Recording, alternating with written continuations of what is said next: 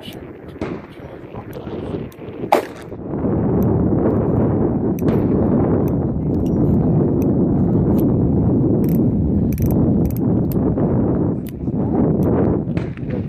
back in.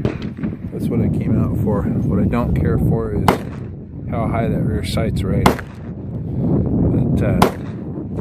we'll have to see if there's a way to change that front sight on. That is the Freedom Arms Premier Grade in 475 Linebaugh. I'm not shooting 475 Linebaugh because I'm a big sissy. What I'm shooting instead is 480 Ruger, which is the 38 special to this cartridge. They kill elephants with 475 Linebaugh, and my hands just can't handle that no more. But Ruger wanted to make the Super Red Hawk in 475 Linebaugh, and they would have had to redo the entire frame of the revolvers. So instead, they came up with a little bit shorter cartridge, about 85–90% of the 475, and they call it the 480 Ruger. They're all parent cased to the 4570 government, trimmed down. But anyway, shooting that 480 Ruger is still really stout. You saw me flinch there at the end. I've got 5 rounds left out of 40. I shot 2 boxes almost. I'm going to quit right there with this gun because I just can't do it. You see I'm wearing my motorcycle gloves. Just to give you guys a point of reference here. Now that I'm thinking about it.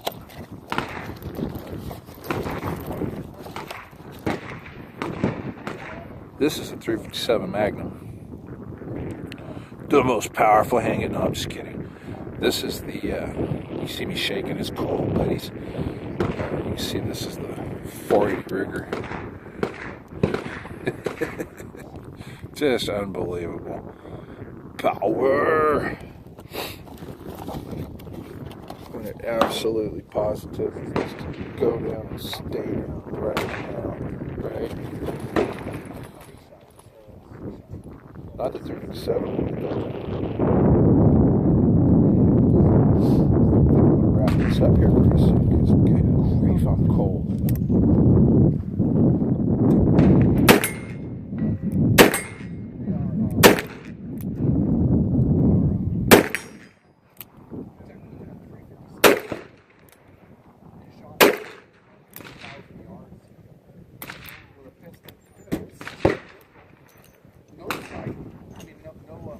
Cold, guys.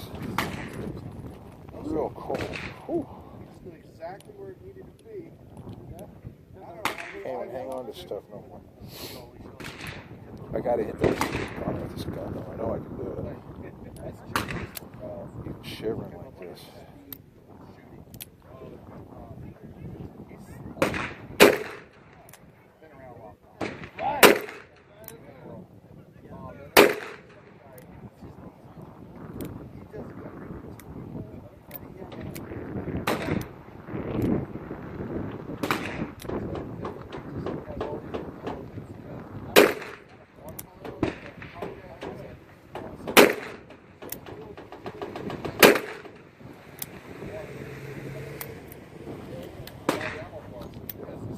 You guys can't see that, but I'm right in there next to it. I just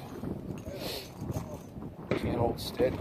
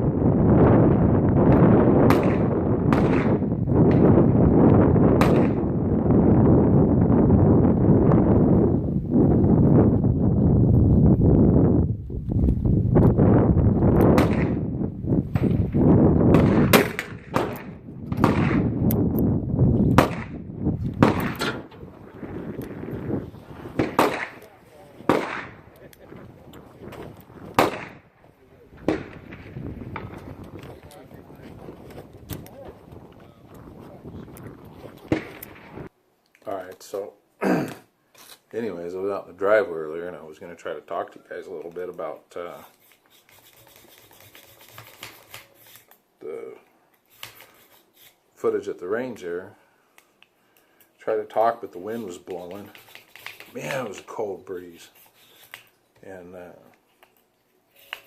just like the wind blowing out at the range, can't talk. Kids next door got home. Can't talk. Oh, man. I went out October. I think it was in October. Well, whenever I posted the old steel video. And we went out, we were going to do the, shoot, talk about the, I've got a 1917 Luger and a 1917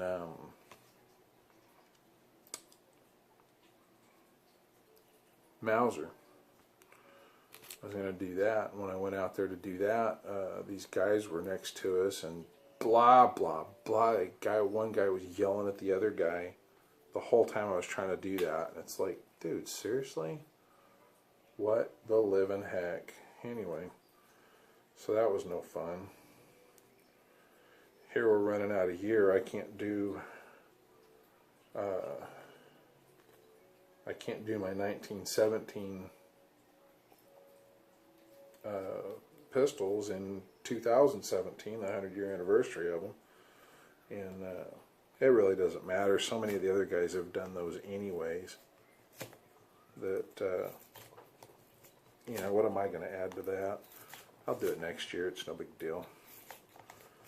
But anyway, I was going to say, out at the range,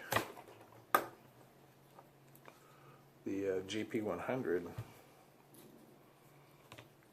shoot the GP100 a lot. It was Grandpa's revolver. He didn't really shoot it a lot.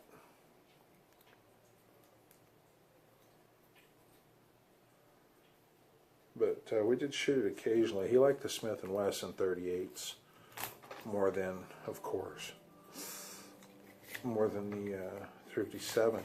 I like shooting 38s out of a 357 weighted handgun because it's heavier and you get less felt recoil. You can shoot better, at least I can anyway. Although from what you saw at the range today, I wasn't doing all that good. Oh man. Oh man, we can live with that. So I got 2 levels of clean that happen with these, and it's kind of sidetracking, but I got 2 levels of clean. One is what I call museum quality clean. You have to be able to take one of these and run it through the bore, the chamber, all that, and not get anything on it, and then take it and rub it all inside and out of the gun and not get anything on it. That's the way you clean a gun when you're going to put it up. I don't clean these like that because this gun's going to go out here. It may even go out tomorrow and get shot. It's definitely going to go out in the next month or so and get shot. Next 4 to 6 weeks, it'll get shot again. So, to me, and it gets shot pretty regular. To me, there is no point in trying to get museum quality clean out of a gun when you're going to take it out and shoot it again. Anyway, a little sidetrack while we're cleaning here. Anyway, really like this Ruger. I don't know if the story came across in the thing, but this was my grandpa's gun, and he didn't shoot this a whole lot. He did shoot it some. But this thing was in like brand new condition when I got it. Well, it's not anymore because I used the heck out of it. I like this gun. I like it a lot. yeah, back when I was in my 20s, I was gonna, the security company I was working for wanted me to carry a gun, and I told him about it, and he brought this out and offered to let me use it for work. I felt bad. I didn't want to do that because you know, I don't want to ruin it or lose it or screw it up or something. And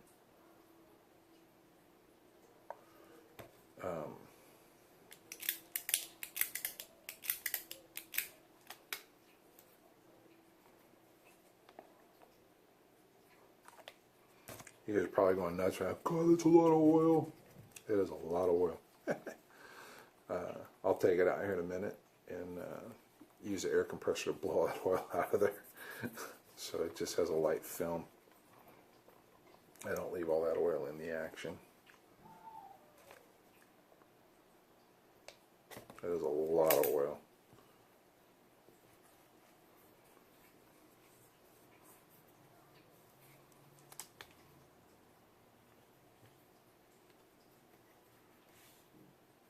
Anyway, yeah, I couldn't bring myself to do that.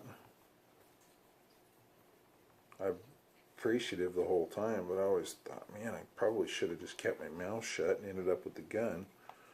But I didn't want to ruin it, you know. But now I've trimmed some off of this piece here. Where's the camera? There you are. I've trimmed some off of this right here for my thumb to fit around it a little bit better. And it's just, man, what a great gun. Somebody said on one of the forums that I used to belong to, well, I still belong to it, I guess. I haven't signed in years, but somebody said that someday, 10,000 years from now, an upright, walking, talking cockroach will dig up a GP100 and shoot another upright, walking, talking cockroach in the thorax with it and kill him. And yeah, these things are just, you can't screw this gun up. Which reminds me of why we're talking in the first place while I'm doing this. I cut most of that out, but this part goes in. You saw me fiddling with that at the end and fighting with it, and I thought, holy cow, it's the impossible has happened. The GP100 is down. It wasn't the gun. The ammunition that I had, some of the primers were proud in the pockets. They were sitting out, and they were rubbing right here against the back of the frame as they were coming around.